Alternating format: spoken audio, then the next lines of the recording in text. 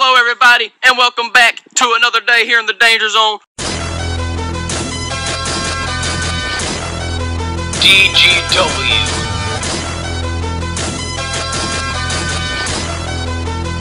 Danger Zone Podcast.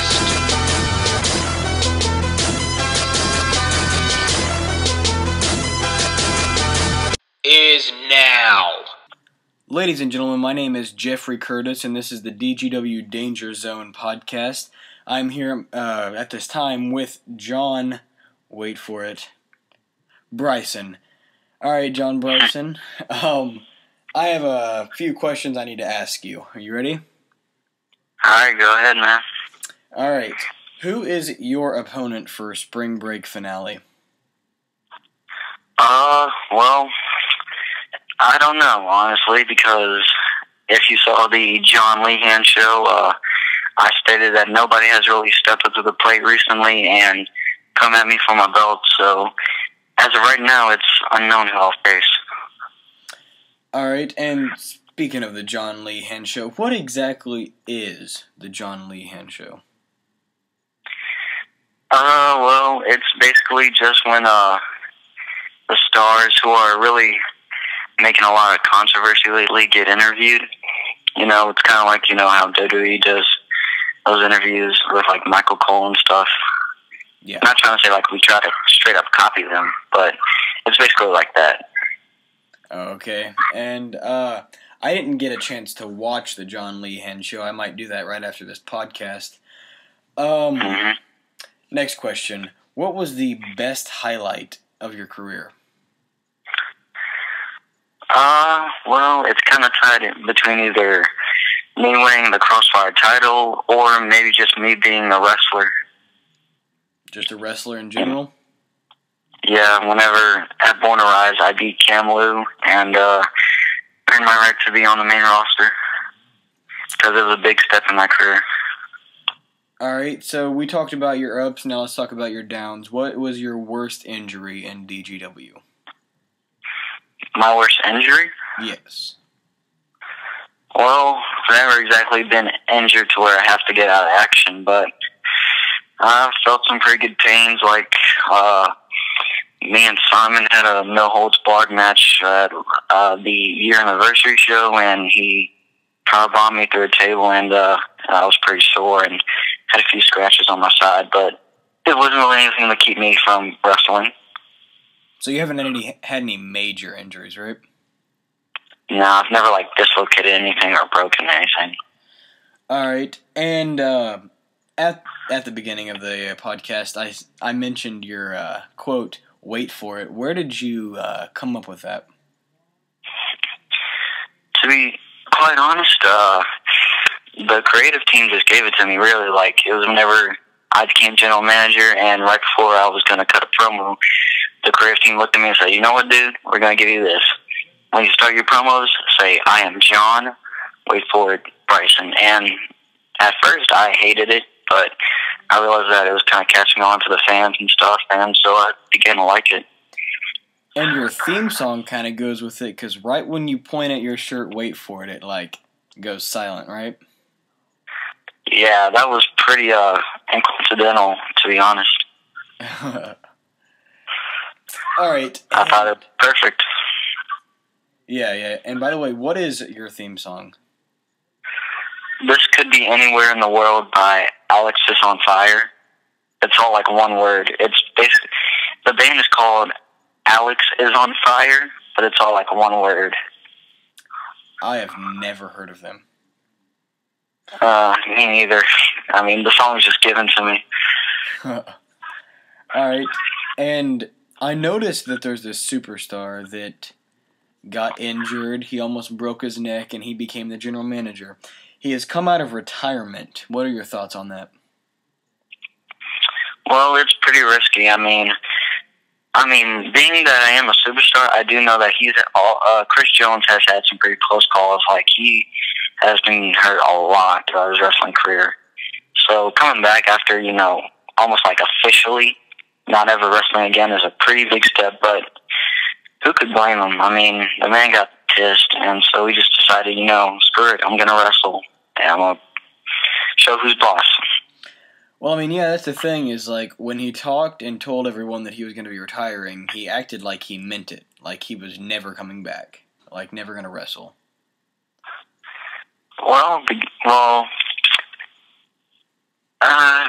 I guess it's like, maybe it was more like a for now decision, but maybe he meant it as in, like, it's for now, but it could possibly be forever. And because he wasn't really sure of how his neck was. Like, he really did hurt his neck. Yeah. And with him going back into wrestling, is that going to, like, strip him of his general manager title? Well, for one thing, I don't exactly know if he's becoming a wrestler again. I think he just needed to have that match just to shut up Simon Mack. But I don't know. I mean, I put myself in a few matches as general manager, and I mean, there were consequences, but it didn't really make me lose my job until I earned the right to get out of that job. And why did you stop being the general manager? Why did you want to go back into wrestling? Well, before DGW even started up again, I was one of the first people that the creative team scouted, and I was struggling compared to everyone else. Like, it was Talladega, Big Mac, JTM, RT, all of them, the main guys, and they were doing fine, showing good progress, that they could make it to the big leagues and be the first superstars of DGW. And I mean, look at them now; they're like the biggest names. But I was pretty uncoachable. I mean, I'm gonna be honest. I was really untrainable at the time because I just struggled. But I became general manager because they really wanted me to do something because they saw potential in me. And so I became general manager, but during that time, I kept on training. And then, that's why I was put in matches as general manager, because I wanted to showcase my skills and really see if I improved a lot, which I did. And then at one point, I was like, screw it. I'm ready. I want to be a wrestler. I've been in DGW too long to just keep being general manager. Yeah, and like you said, you went through training, and that kind of leads on to one of my other questions. Is there a certain superstar that helped you train, or like who's your favorite superstar to work with? Everyone really trained me. I mean, my favorite trainer out of like my co-wrestlers, my favorite person that trains me is Simon Mack. He really helps me a lot, and me and him, we do a lot of research on like the indies and a whole bunch of other wrestling, even like in backyard wrestling and like the GBYW, and me and him are always doing research, and we always try to think of moves we could do or moves we could tell other people to do, like Talladega, he's a high flyer. When we see high flying moves, we can try to get him to do them, or at least he does. But as far as favorite person to work with in a match, I would have to say RAT.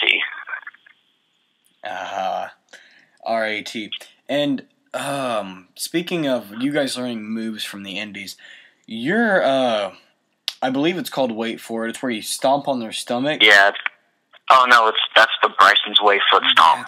That's the Bryson's Way. That looks like it hurts a lot. Yeah, man. I mean, originally I did a regular foot stomp, which I pretty much got from Cesaro.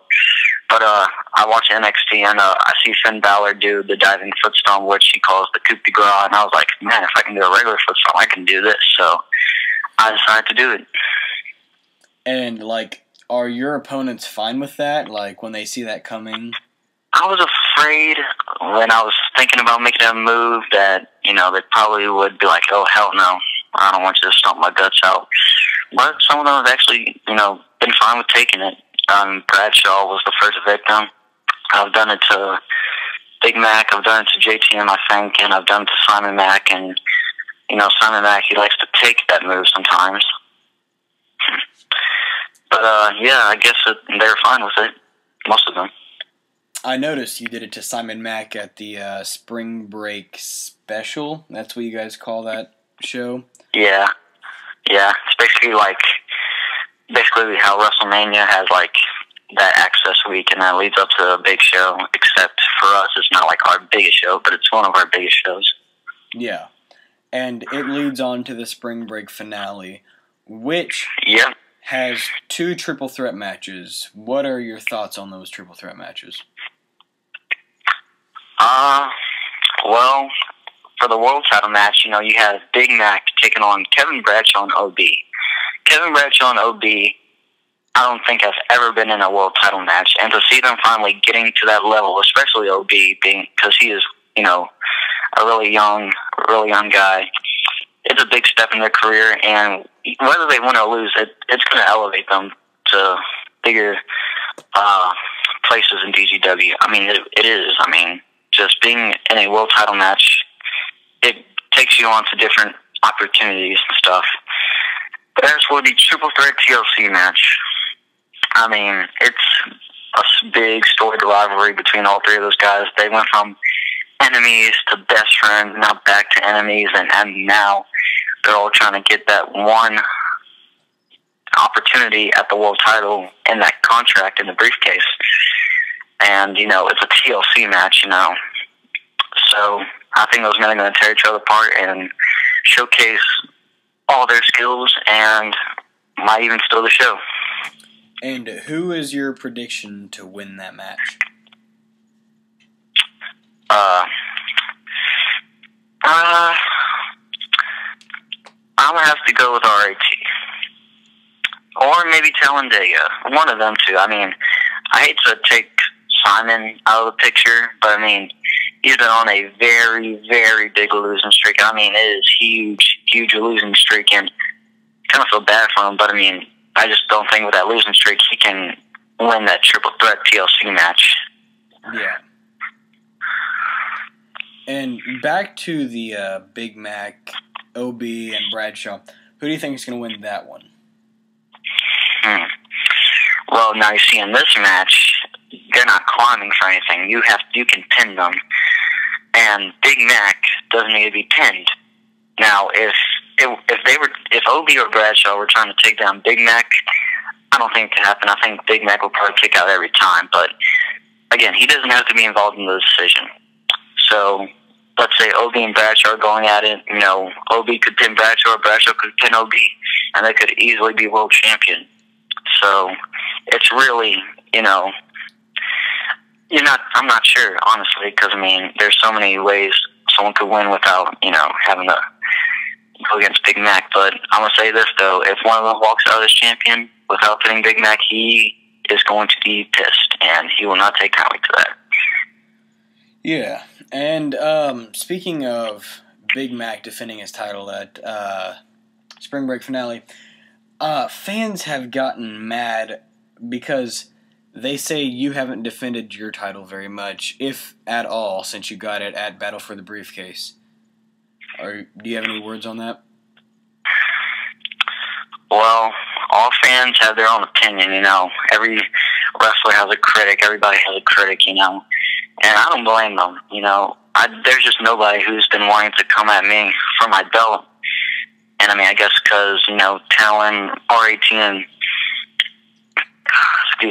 Simon, they've been having their tongue tied with that briefcase. And then, of course, Bradshaw and OB have gone after Big Mac's world title, and JTM, the new Continental champion. I mean, there's really just nobody that I haven't already faced that will, try to come at me. So it's kind of hard to see, It's kind of hard for me to try to find somebody I can really defend it against, but anybody who wants it, they can come at me. So you're pretty much calling anyone out that wants to go one-on-one for your title, right? Yep, and as a matter of fact, tomorrow on the 4th day of Spring Break Special, I'm making an open challenge to anybody who wants to face me. It was announced earlier today during the video that was made for today's Spring Break Special, which I don't know if it's up yet, but I'm making an open challenge tomorrow. So whoever wants it can come get me. All right. So open challenge. And leads me on to my next question. So, on the first podcast I had, DGW Danger Zone podcast, I had Simon Mack as my guest. He said that once he turns 18, he's going to be going to a school called Wildcat Sports and wrestle for them. Mm-hmm. Do you plan on going to Wildcat Sports? Well, me trying to find time to go into the world of professional wrestling, it'll be a while before then because I am pretty young, and I don't know if a lot of fans know that, but I am very young. I'm younger than almost everybody on the roster. But I wouldn't mind working for Wildcat when I'm older and want to find a job or maybe look for a career in wrestling, because I've been to a Wildcat show and they got some good talent, some very, very good talent.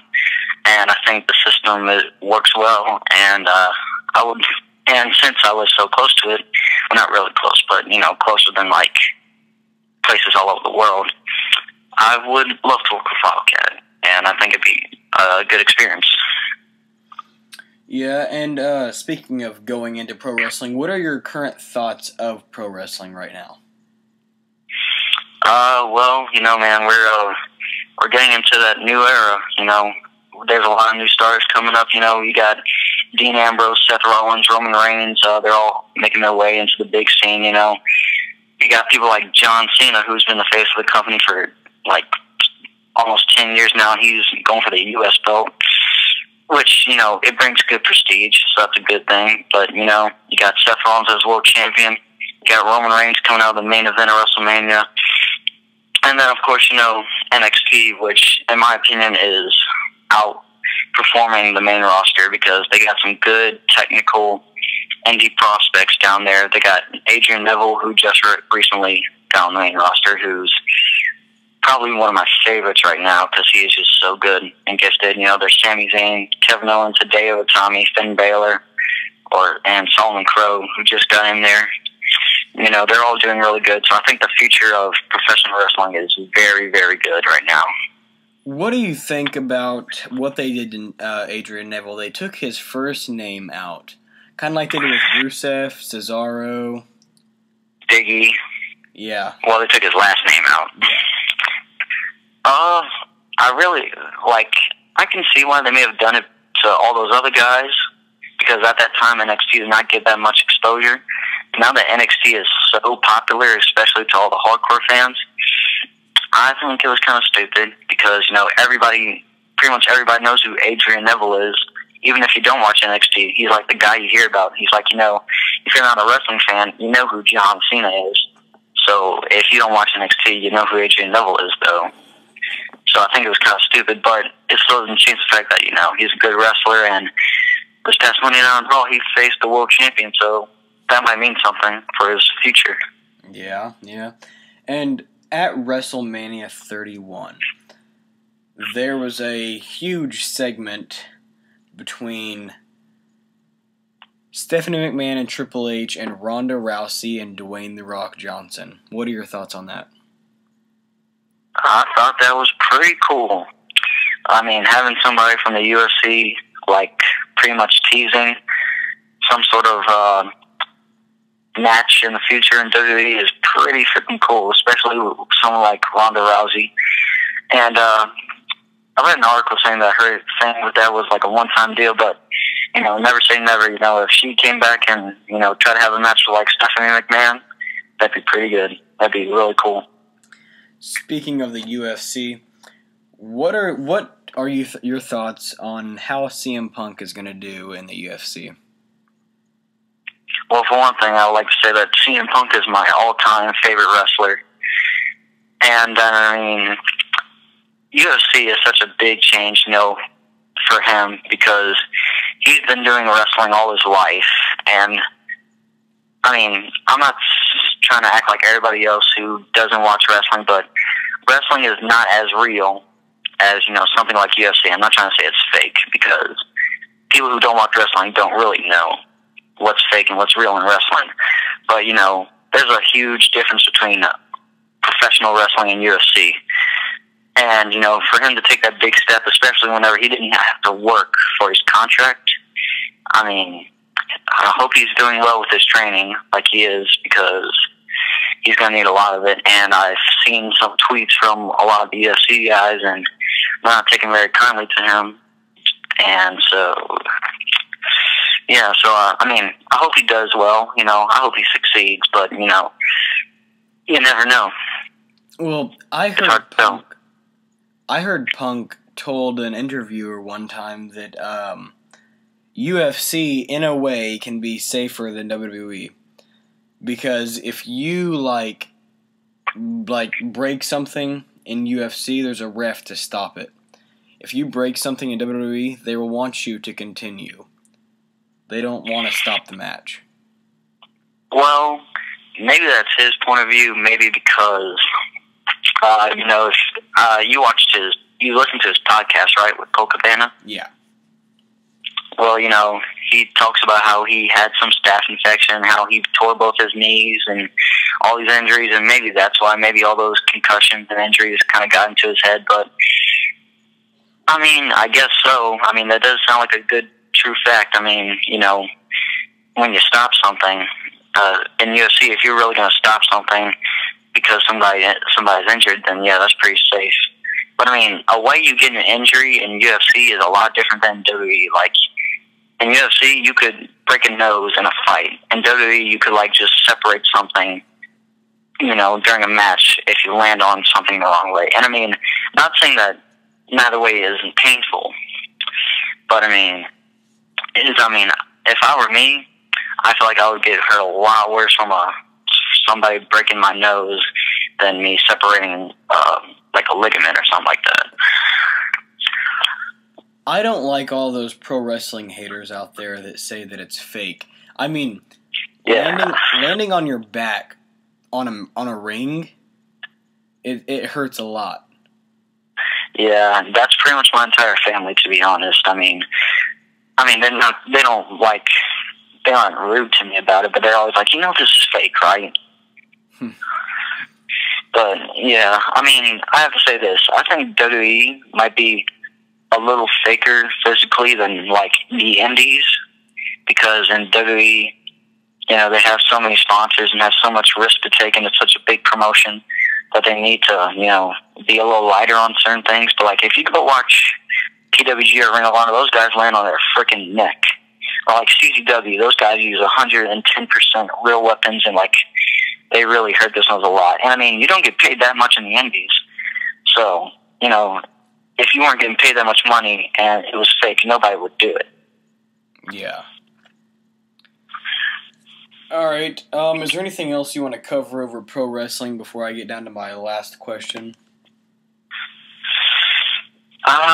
Well, maybe you could ask me about, like, some current superstars right now. Some that are making a name for themselves in wrestling or stuff like that. Well, you did mention that you got your Bryson's way from Cesaro, pretty much.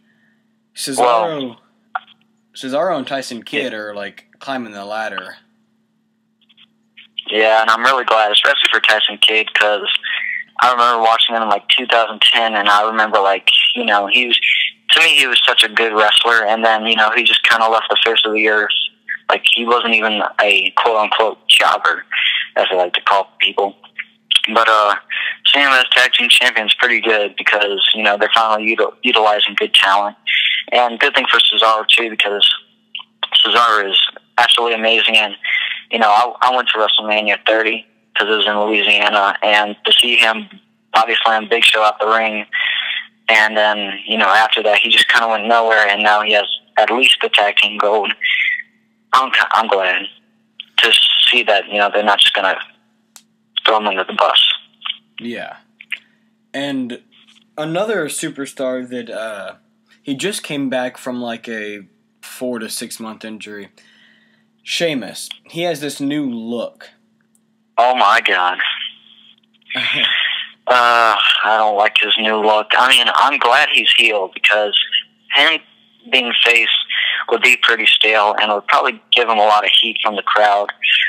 But his new look is pretty retarded. Like, the mohawk's alright, I guess, but his, like, dreads off his beard is just absolutely stupid. Well, people have said that he got his look from the WWE Immortals game. If you upgrade Sheamus or something, like, he'll start looking like that. I don't know if it's true. But I don't know, like, he was a big superstar back in the day. He had, like... Yeah, he won the WWE Championship in, like, 4 months after he left ECW.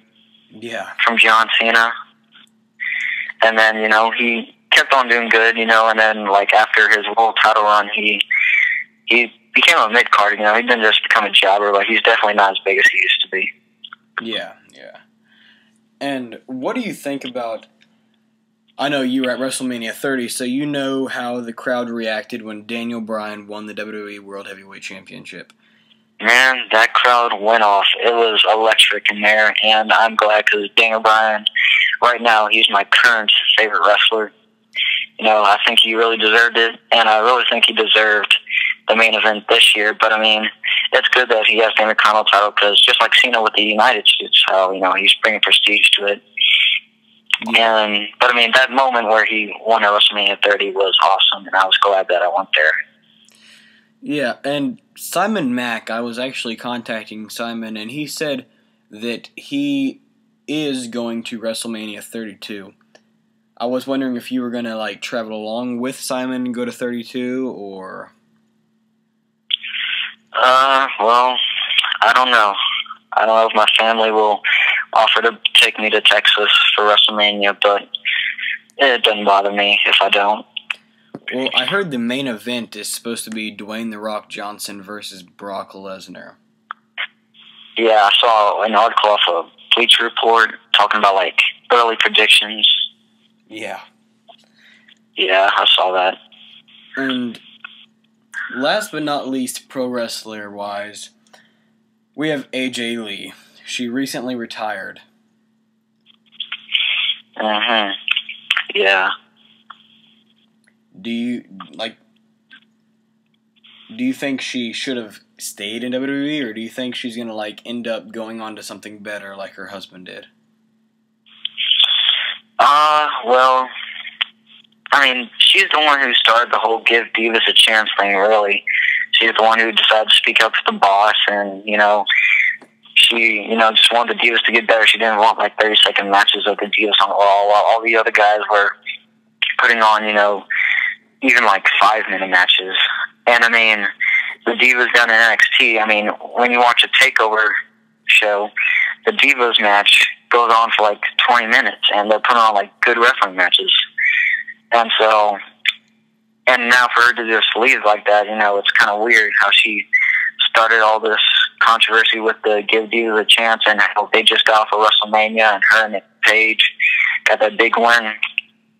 But, maybe now she will probably let the other divas take control of the torch and carry on with this Divas Chance thing. Well, I heard since she is going to be gone, since she retired, that they're going to bring up Charlotte.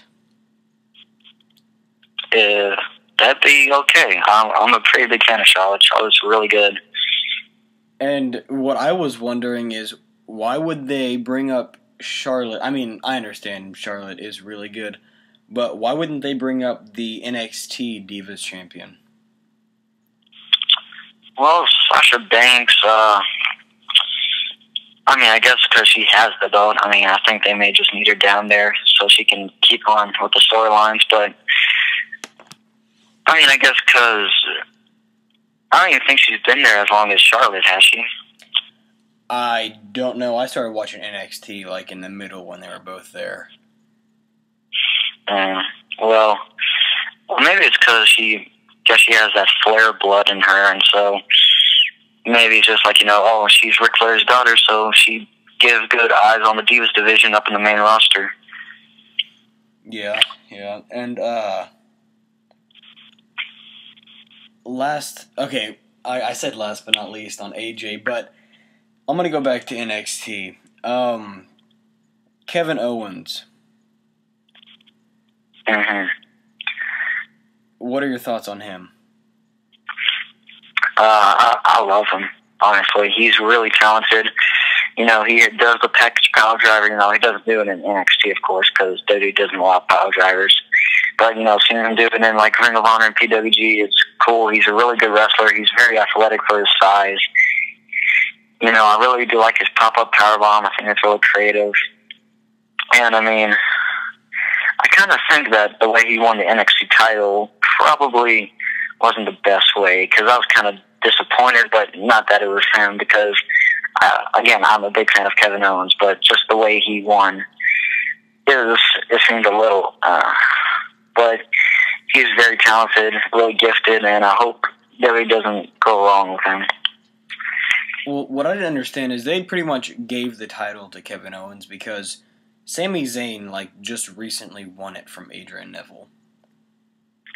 Yeah, and I think that was... At first, you know, whenever they were going to make it a non-title match, I thought maybe Kevin Owens would win, and then probably at the next TakeOver show, they would actually have the title match, and Sami Zayn would win. Because I thought they were trying to, like, show that Kevin Owens is, you know, going to be a big star in NXT, but whenever they made it a title match, you know, I wasn't so sure. And I thought that maybe it would end up in, like, no DQ or something. But, and technically it kind of did, but in the end, Kevin Owens still won away with the belt, so. Yeah. That's pretty much all the pro wrestling questions I can think of at the moment. But my last question for DGW is, at the spring break special, you are now 5-0 against Simon Mack. How does that feel? That's probably, to some people, it may be like my biggest highlight of my career. Well, after the first few wins, I just kind of got whatever on me. You know, I didn't really care about it because, I mean, when I was general manager, I thought, you know, I could just go around and be like, oh, I'm 1-0 against the face of the company, you know. I'm so much better than him. But after a while, after always beating him because there was some sort of interference, it just kind of got old. I mean, the first time I beat him, I hired Corey Foster to take him out because at the time we didn't have rules, and he could come in and beat him up and I would get the win. And I granted Corey Foster a #1 contender shot because Simon Mack was the champion at the time. And then the second time I beat him, OB interrupted in our no-holds-barred match and just disposed of him because Big Mac told him to. I didn't ask for his help. And then the third time I beat him, Kevin Bradshaw came in and attacked me because me and him were having some beef at that time. And so as he beat me up, Simon Mack lost by DQ. But then the last two times I actually beat him fair square. So after those last two times, especially one of those times I defended my Crossfire Championship, it felt pretty good. All right. I'm pretty proud of that. Yeah. All right, that's all the time we actually have. I will be interviewing Kevin Bradshaw next, and then right after that I'll be interviewing John, wait for it, Bryson and Kevin Bradshaw at the exact same time. Hope you guys don't argue too much, you know. Me and him have kind of gone over our dispute over the past couple of months, so we'll be fine. All right. Thank you for your time. All right. And hey, don't forget to wait for it. Wait for it. All right. Bye. All right, man. Later.